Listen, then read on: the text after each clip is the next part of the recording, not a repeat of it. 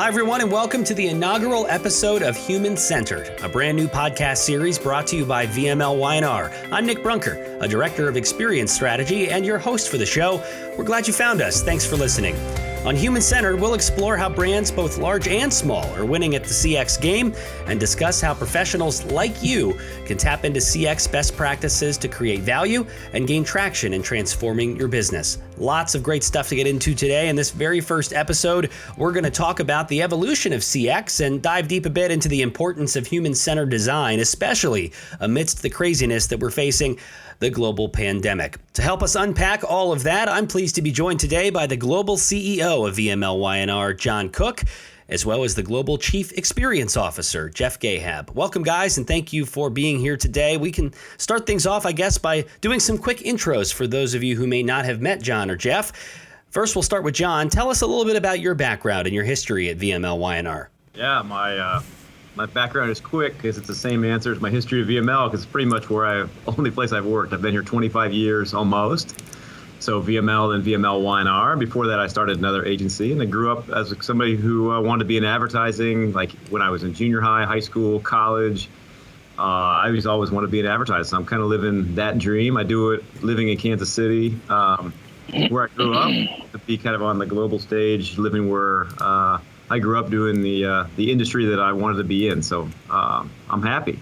As you think about like the times that you have been in over the last year or two, what a crazy evolution it has been from what advertising looked like 25 years ago when VML, or more than that now, got going, and where it is today. A lot of things probably are the same, but a lot of things have changed. It's been quite an interesting evolution, I'd imagine, hasn't it? Yeah, I go back and forth. Sometimes I feel like it was yesterday. I was in journalism school, and we were talking about target audiences and how to persuade an audience, and messaging being on point and understanding the benefits. And then I'm thinking that's kind of what we still do, you know. And so that part, I kind of romantically love how it's really not different there. The fundamentals are the same, but I love the canvas that we get to do it on now, which I think, you know, relates to the topic of this podcast quite a bit. Just the depth of options we have of how to do that communications now, how to combine them. That's what keeps it so exciting. But at the end of the day, I love how, you know, the core fundamentals of communicating and persuasively to somebody about a brand and getting them to take an action. There's no difference from then, you know, in all this time. Jeff, you have certainly played a big role in the development of the CX team in VMLY&R, and more broadly over the time that you've spent. Talk a little bit about where you started and how your track has led to where you are today. Yeah, thanks, Nick. Kind of like John, I mean, the story of my career is the story of VMLY&R. You know, I was actually a computer science graduate and took my internship at VMLY&R as one of its first technology interns. And really for the 20 years I was here, I grew up in technology. And I think when you grow up in technology, you're just pretty close to the effects that it has on things. And so, you know, you work with clients, you work with talented people like we do at VMLY&R, you begin to get a perspective on not just developing code, but how technology is being used. And as more technology was being used for marketing or to drive business or to drive customer experience, I just kind of got swept up in both the growth of the agency, but also that just growing trend in the industry, and found myself sitting wherever technology was having an impact on business. I found myself, you know, in a position to try to interpret that and make sense of it. And so that, you know, with so much of today's world being kind of perpetually disrupted by that, you know, it's kind of just brought me along on the customer experience ride. And so I feel like I've just been kind of a witness and kind of riding down the river as that construct has unfolded. It really has been such an interesting time of late to talk CX and the evolution of CX. We'll dive deep into that in a second. But I think when you hear VML and you see some of the work that we do, and you hear some of the value propositions we talk about daily, it's a connected brand and what it means to be a connected brand. John, let's talk a little bit about that to kind of lay the foundation for some of the discussion today. How does brand experience and customer experience actually work together to create that meaningful value? Yeah, it's first of all something I think it's a secret to any success VMLY&R has had or is having and will have, which is being able to create, you know, be able to make the promise to somebody who works with us that we're going to help make your brand connected. We're going to make it the most connected brand in the space, hopefully. And I think there's a lot that goes into that, and I'm sure we'll dive into it. But I like keeping it really simple. There's these two big ingredients: customer experience and brand experience. And love the idea that brand experience is the whole discipline around telling a story around a brand, trying to articulate the way you feel about a brand. It's every technique that we have, whether it be advertising or anything that we do that helps communicate the emotion and the emotional reaction you have to a brand. But that would be incomplete, and there's certainly people who just do that. But I love that we also then complete the picture with customer experience and everything that goes into. If I love and I have an emotional connection to a brand, I can also I can have a full experience with that brand. And so every touch point that I have with said brand. And I love the two that go together. If I'm having a fantastic customer experience, I need an emotional hook to connect that to, and that's the brand experience. And the way those things work together, and the way I just described it, would be the most separation between the two I'd ever like to see, because I think when the end user is feeling the touch points of a brand mixed with their emotional reaction, they're not thinking in these terms, and that's beautiful. They never should. But if we can, and we can have the discipline behind that, we've got something it's really powerful. So BX and CX coming together to create a connection, I love that. Yeah, and I think it's interesting too when you talk about BX, just generally conceptually, what you say on one side versus what you do on the other side. And I think Jeff's talked about this ad nauseum, and I'll let him speak about it in a second. A poor experience can ultimately break a great promise. I think of an example of like the restaurant industry, where if you go in and the table is immaculate, the food is great and everything, and you walk into the bathroom and it's just an absolute dumpster, that affects the outcome of your perception. And on the flip side, you can make a really, really good experience. A poor promise is going to starve that experience. So if you don't ultimately go down that path of connecting both of those things, it ends up really being kind of a missed opportunity. And for you, Jeff, I mean, this has been a year where I think evolution of CX has become front and center to everything we do. And I think even before the pandemic hit, it feels like there was this, pretty rapid ramp up to the realization of this is a thing we've got to address. Otherwise, we're going to be playing catch up. Is that how you've been feeling over the last year or two? Yeah, absolutely. I mean, I think the events of this year, in many ways, have just collapsed what has been a conversation about how to change the nature of relationships between brands and consumers. And I think that it kind of forced it in front and center for everyone.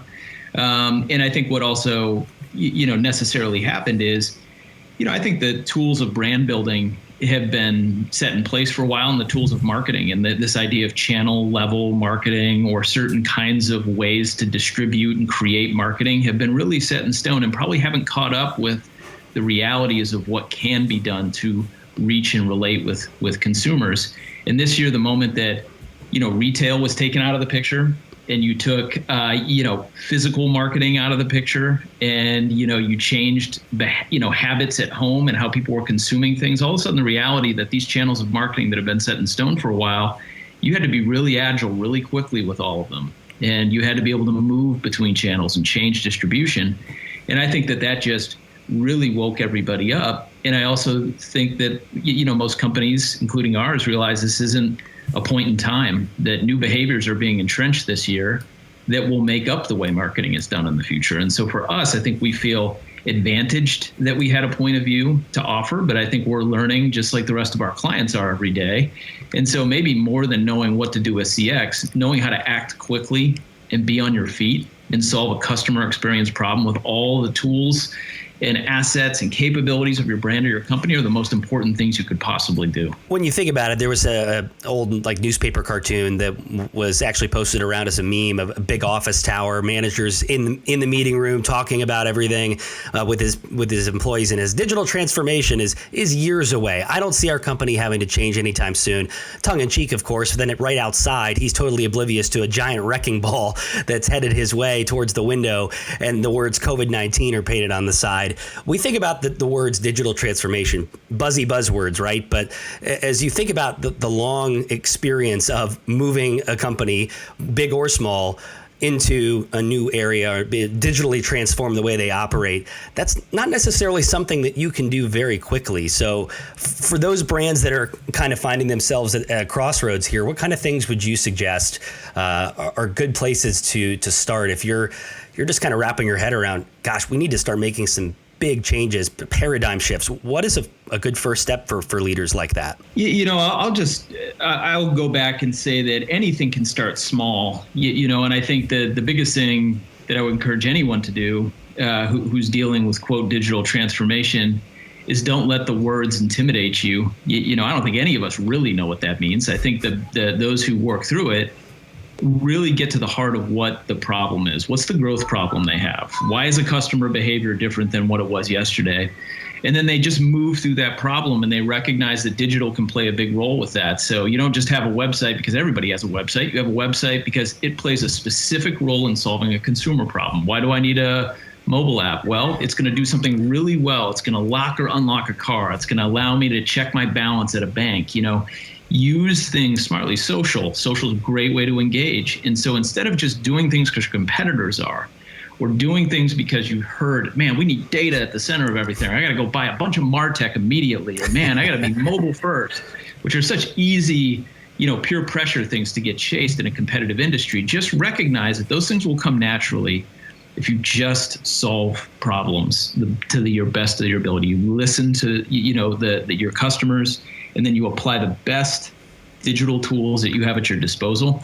Everything tends to flow off that, but that, to be honest with you, can get lost. What customer problem am I solving can get so lost in digital transformation, it can end up being an arms race of how much can I spend, how much complexity can I tackle, and it really, I think, confuses the kind of the fundamental intention of what digital transformation should stand for. What I imagine you guys probably wrestle with quite a bit. I know it happens at times, with some of the folks that I work with too. Sometimes when you hear managers come down and say, I need something. You mentioned a mobile app or a website.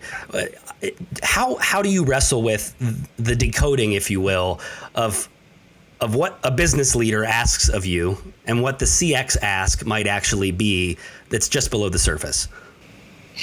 Yeah, I probably teased on it a minute ago, but I think I think you never want to ignore the I need a mobile app, because you probably do. You just have to know why, and you have to know for what end, so you can have a meaningful discussion about it. So again, for me, I think it's more about being thoughtful about, okay, what are we going to solve with this for a minute? But I also think you can get too clever in this, in these terms too. The reality is, look at Mary Meeker's stats over the state of the internet year over year.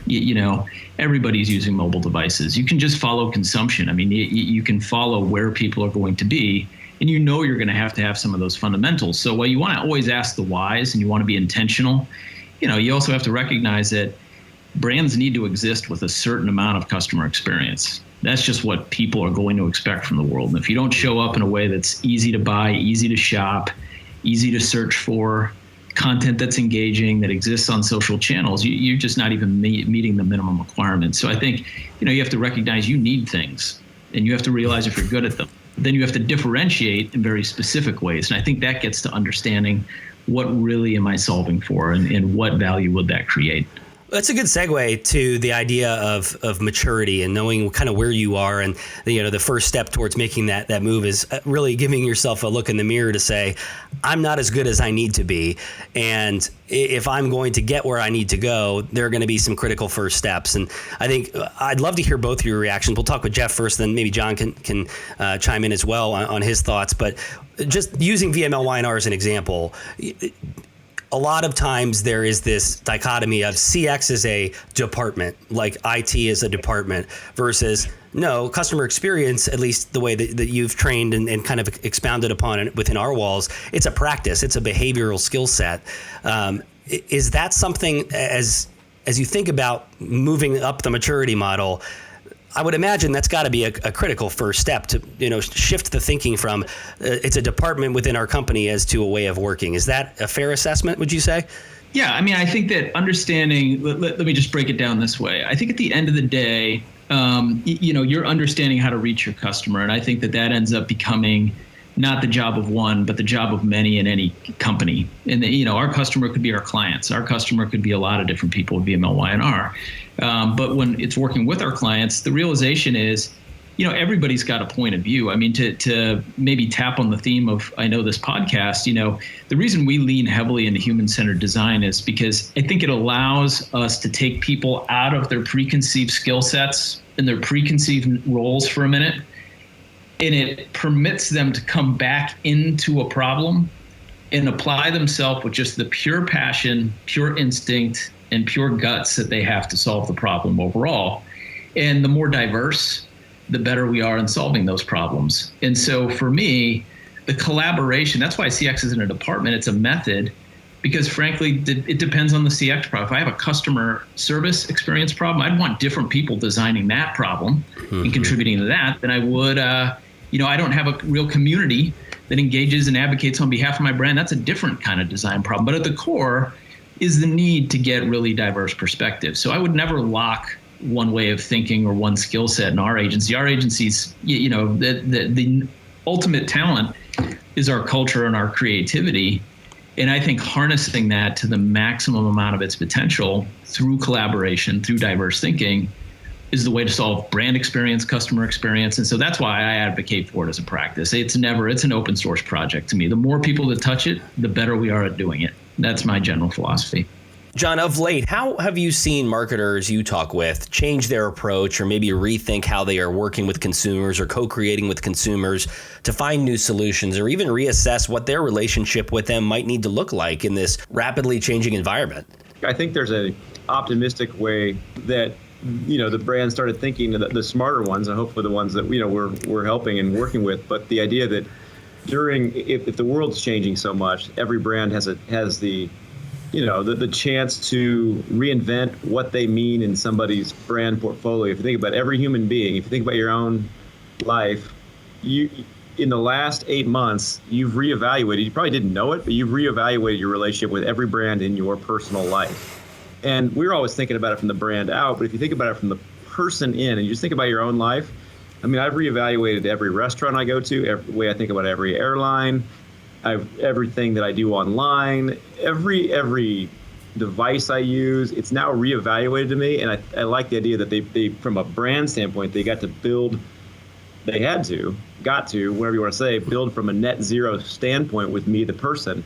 And I think what the better brands are doing, I think what we're doing a good job of is not taking anything for granted in terms of the relationship somebody had with their brand before and saying, let's not take it for granted. Let's rebuild with these consumers and consider that the relationship we're trying to build, this brand with that person, it's in context with 500 other brands they're trying to reconcile in their life right now too. And I think the better brands are realizing that context. And sometimes that means making different decisions about what we put forward as a brand. Maybe we were a brand that were just selling something in a store, to kind of Jeff's point earlier. Maybe we need to over-index on not the physical store, but the platform for helping you use the goods that we sell you in a more holistic way, whether that be paint or or toothpaste, whatever it may be. And I love that. I think that's the kind of conversations we were starting to have at the beginning. And I think COVID is horrible, obviously.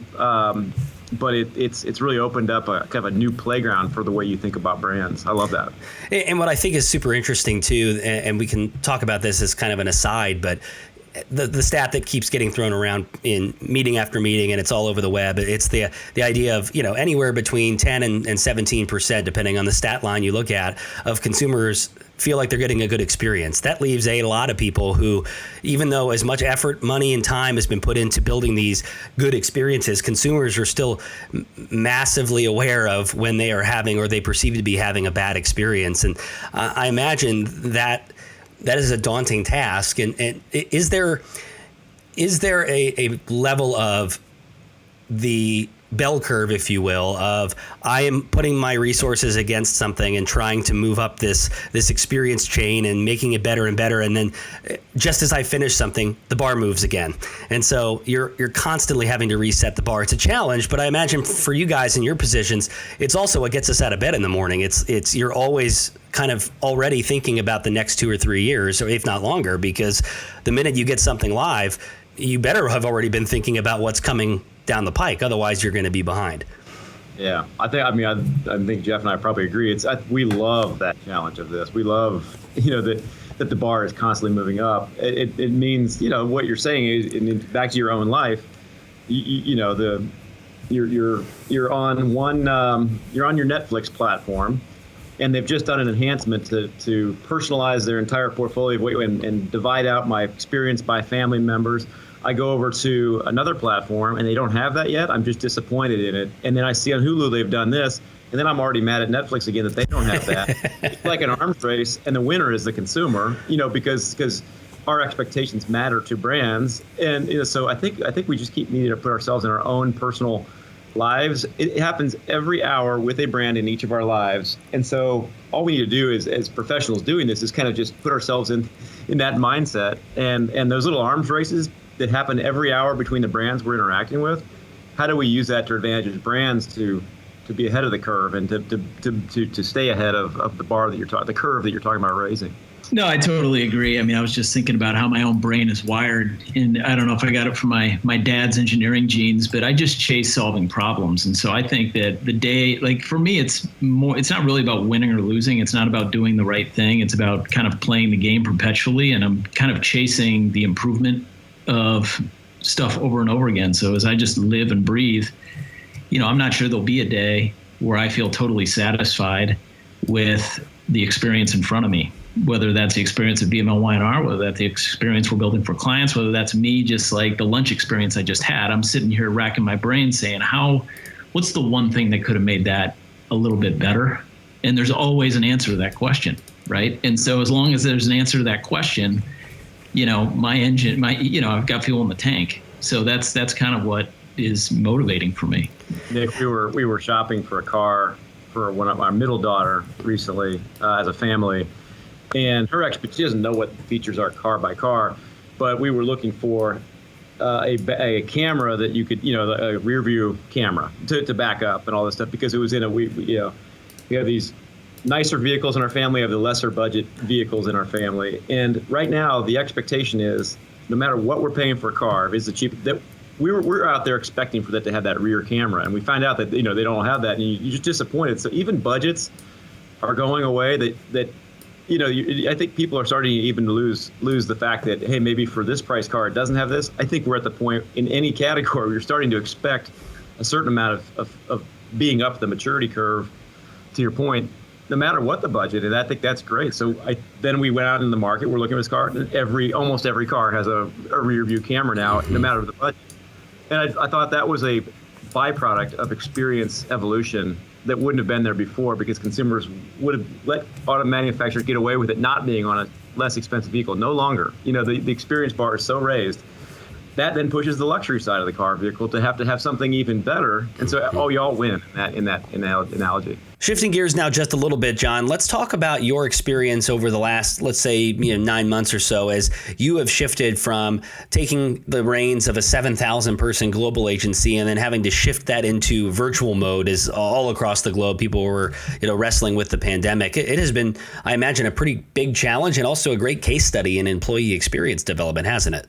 Yeah, well, a lot there. First of all, I hope you don't have an image of me as a shepherd out in the field. I'm part of a leadership team for sure, but it's definitely a group effort on leading, but it's been great. I mean, I think that simply put, I could go on in this question a lot because Jeff and I and lots of others think about it all the time, but I do think that simply put, the bigger it gets, the simpler we get about the way we think about things. And as an example, just what we're talking about from a proposition of what we do, this idea of brand experience and customer experience coming together to form a connected brand. That's it.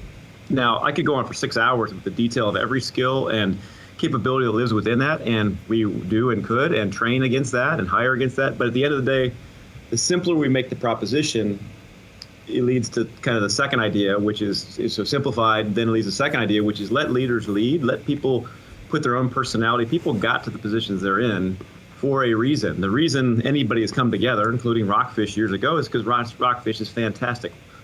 Why do anything to make Rockfish other than fantastic, or anything that comes into the overall capability?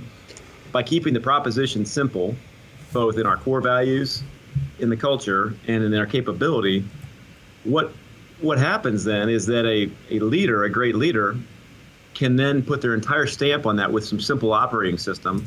Now, if the operating system's too complex, you suck all the personality and the gravitas out of said leader. And I think that it's a pretty simple formula of letting people be who they are. And as long as that only works if the people that you're having be who they are, if the who they are is good. And so that's thing 3, which is let's just hire great people and invite people into this company and keep great people in this company. When you have a simple proposition, you let people do it, and the people doing it are great people in the first place, it's pretty easy from there. Of course, it's not easy, but the hardest parts that a lot of agencies think way too much about are those things. We don't have to think about that. We get to think about now the next level where we're going, because we've kept the formula so simple. It's not formulaic and it's not simple, but the point is that's been a formula that's been really good for several years. Switching gears just once more, and before we wrap things up on this first episode of Human Centered, I'd love to get a little more insight into stuff that you guys are interested in when you're not doing work. And one thing I think everybody at VMLY&R probably knows about both of you is that you're both avid Chiefs fans. And I'd be remiss if I didn't get your thoughts on the season thus far. A crazy season in the NFL amidst COVID, but man, the Chiefs are doing great. Yeah, maybe I'll go first. I mean, I think, I'm on cloud 9. I mean, in before I was a Kansas City Chiefs fan, I was a Patriots fan. So I got a little taste of victory when I grew up in Boston. But then I came here and kind of waited out the last 20 years to see a champion arise. And, I think John and I and a group of other friends of ours got to go to the Super Bowl this year. And it was just like one of the most, in a year that has been terrible on so many levels. That Super Bowl was just the kind of like sweetest dessert of the entire year. And then as we're in the mid-season now, you're just living and breathing every single week to repeat that success from last year. And I'm excited. I think they're an amazing team. Yeah, that's more than I could say about my hapless Cincinnati Bengals. They haven't smelled an NFL championship in more than 3 decades. So I'm not holding my breath for that Chiefs-Bengals AFC title game. Yeah, I think our Bengals-Chiefs AFC Championship dream is maybe not. I think you're the one not looking after your end of the bargain.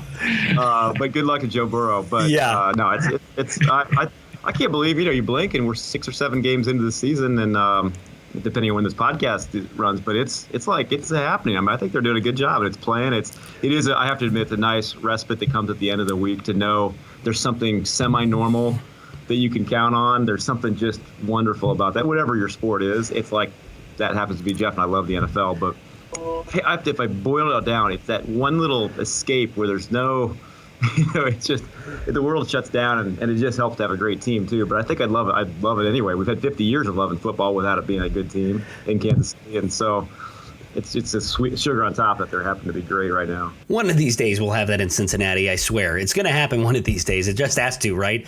All right, next question. Let's talk about TV and movies. Is there a favorite show that you are watching or binging right now on any platform? Yeah, Monday Night Football, Sunday Football. No. I'm not deep into anything because I'm waiting for Succession season 3. It becomes and I started watching Breaking Bad for the 3rd time with my oldest daughter, but I cannot wait for Succession season 3. I absolutely love that show, and then the rest of the Billions. Yes. 5 is coming out. It got delayed for COVID, so I can't wait for those 2. I'm kind of reserving some time for them both. Love Succession. Love Billions. Yeah, I'm with you on the Billions for sure. Succession's one that's on the backlog, so to speak, to use an IT term, but eventually we'll get there. Jeff, what about you? Yeah, +1 to both of those. Nick, get it off the backlog. Okay, that's enough. Outstanding. It's worth, tonight, it's worth you doing. Drop whatever you're doing. Send the family somewhere else. Get invested in that. I tend to fast follow John on most of his leads for TV programming. And he pointed me to Ted Lasso. I just finished Ted Lasso, and that was surprising. I did not think I'd like it. I thought it was going to be kind of cheesy comedy, but I mean, it was really good, really outstanding. A lot of good parallels too to a Kansas City, agency growing up in a big city industry. There was just a lot of things that kind of struck home on that one for me. So excellent, worth the watch. All right, noted. I know what I'm doing tonight. Succession, and then adding yours to my list. The last one, and then we'll call it. You're having friends or family over for dinner. Jeff, we'll start with you. What is the specialty you would cook up for the group? Right now it would be smoked chicken wings. And it's funny because John and I both bought a smoker this year and have been like rapidly exchanging culinary notes as to not totally butcher the meat we're buying in those things. But I feel really good right now about my wings game, so I would go with wings. Are you a dry rub guy or a sauce guy, or both? I'm a dry rub guy, sauce at the end. All right. I can dig it. John? Yeah, I dry rub wings guy too, but I same thing. Yeah, Jeff and I got them about the same time, these smokers, but I really have perfected a really thick reverse seared ribeye. So I buy it at the butcher, literally 2 inches thick and huge. So it's a big, expensive ribeye for a treat, and then I'll smoke it just short of medium rare and get all the smoke flavor. I'll take it off and I'll put it on the grill and take it up to medium rare by giving a good coating at the end. So you get the smoke and you get the kind of that good bark crust of the grill, and just a little bit of salt, pepper, and garlic on it. And that's it. And it's amazing. So it's a reverse seared, smoked, grilled, thick ribeye. I'll have you over sometime. I was going to say, I think I have a couple of very important meetings I must get to in Kansas City over the next couple of weeks. Yeah. We can do the wings for a starter. Then yes, I love it. There you go. For dinner and dessert. That's a game changer right there. Guys, can't thank you enough for being the very first guests on Human Centered. Really appreciate your time and great discussion today. Thanks a lot. Thanks, Nick. Thanks, Nick. And thanks to you all for listening to Human Centered. As any good CX pro should ask for, we'd love to hear your feedback on the show. Give us a rating and offer up your thoughts wherever you listen to your podcasts. Have a topic idea or even just want to drop us a line? You can email us at humancentered@vmlyr.com. Thanks again for listening. We'll see you next time.